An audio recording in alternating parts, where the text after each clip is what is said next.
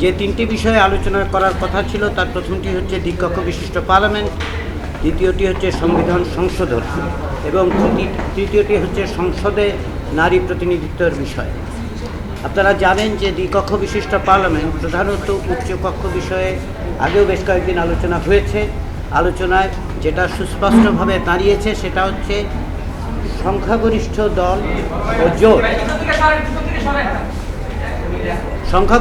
দল ও জোট দ্বিকক্ষ বিশিষ্ট পার্লামেন্ট প্রতিষ্ঠা করার ব্যাপারে তাদের সমর্থন রয়েছে। তারা সেভাবেই তাদের মত প্রকাশ করেছেন।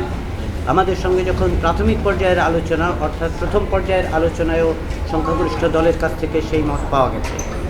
এখানেও সংখ্যাগরিষ্ঠ দল, এবং আমি এটা বলতে পারি বড় আকারের সংখ্যাগরিষ্ঠ দলই আসলে দ্বিকক্ষ বিশিষ্ট পার্লামেন্ট প্রতিষ্ঠার পক্ষে আছেন।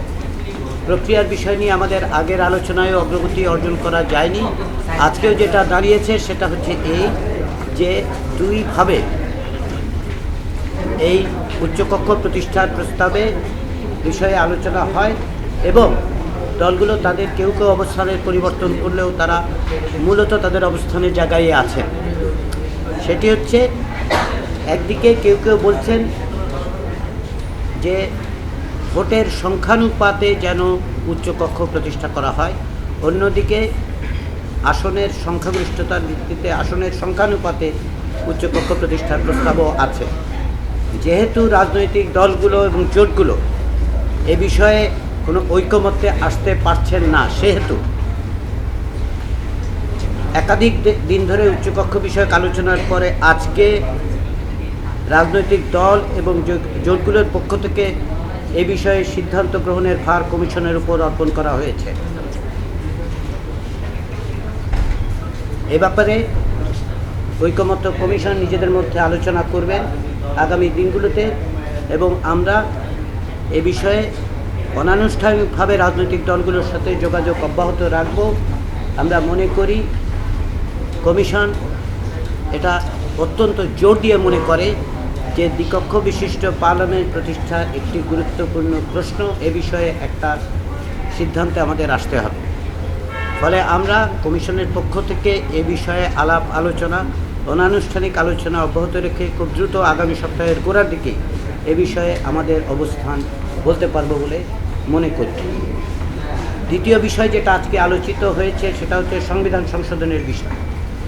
যদিও সংবিধান সংশোধনের সঙ্গে উচ্চকক্ষ প্রতিষ্ঠার বিষয়টা অংশত যুক্ত, কিন্তু তারপরেও যেটা আমরা আলোচনায় এক জায়গায় আসতে পেরেছি সেটি হচ্ছে যে যদি উচ্চকক্ষ গঠিত না হয় অথবা উচ্চকক্ষ গঠিত হওয়া পর্যন্ত সংবিধান সংশোধনের জন্য সংসদের 2/3 সংখ্যাগরিষ্ঠ সদস্যের সমর্থন প্রয়োজন হবে।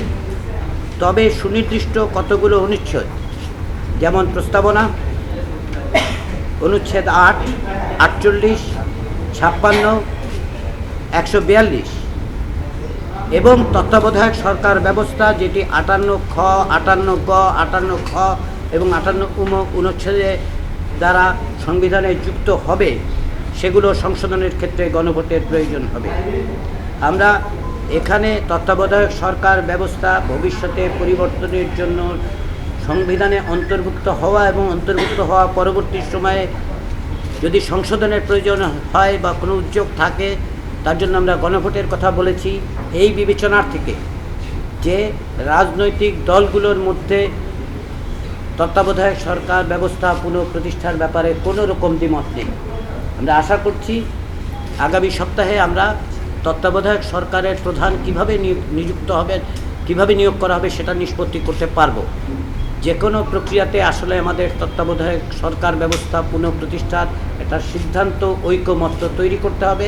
আমরা আশা করি সেটা তৈরি করতে পারব। সে কারণেই সংবিধান সংশোধনের ক্ষেত্রে আমরা সুস্পষ্টভাবে অধিকাংশ রাজনৈতিক দলের সঙ্গে এই জায়গায় একমত হওয়া গেছে যে প্রস্তাবনা, অনুচ্ছেদ 8, 48, 56, 142-এর পাশাপাশি তত্ত্বাবধায়ক সরকার ব্যবস্থা যেটি 58 অনুচ্ছেদের ঘ এবং উমর মধ্যে দিয়ে যুক্ত হবে, সেগুলি যদি ভবিষ্যতে সংশোধনের ব্যবস্থা নেওয়া হয়, পদক্ষেপ নেওয়া হয়, তার জন্য গণভোটের প্রয়োজন হবে।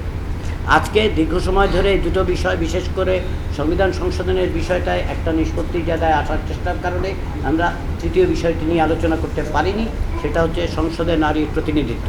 আমরা গতকাল এই বিষয়ে আলোচনা করেছি এবং এই সমস্ত আলোচনার পরিপ্রেক্ষিতে আমরা আশা করছি আগামী সপ্তাহে এই বিষয়ে একটা নিষ্পত্তির জায়গায় আমরা আসতে পারবো। তবে অত্যন্ত দুঃখজনক যে আজকে সময়ের অভাবে আমরা এই বিষয়টা আলোচনা করতে পারলাম না। কমিশন এটা অত্যন্ত গুরুত্বপূর্ণ বিষয় বলে মনে করে। বাংলাদেশের গণ আন্দোলনের ক্ষেত্রে, গণ অভ্যুত্থানের ক্ষেত্রে নারীদের ভূমিকা, বিশেষ করে গত বছরের গণ অভ্যুত্থানে নারীদের ভূমিকার কথা বিবেচনা করে কমিশন মনে করে যে সাংবিধানিকভাবে, প্রাতিষ্ঠানিকভাবে নারীদের মর্যাদার জায়গায় অধিষ্ঠিত করার জন্য এই বিষয়ে আমাদের একটি সুস্পষ্ট সুনির্দিষ্ট পদক্ষেপের ব্যবস্থা নিতে হবে।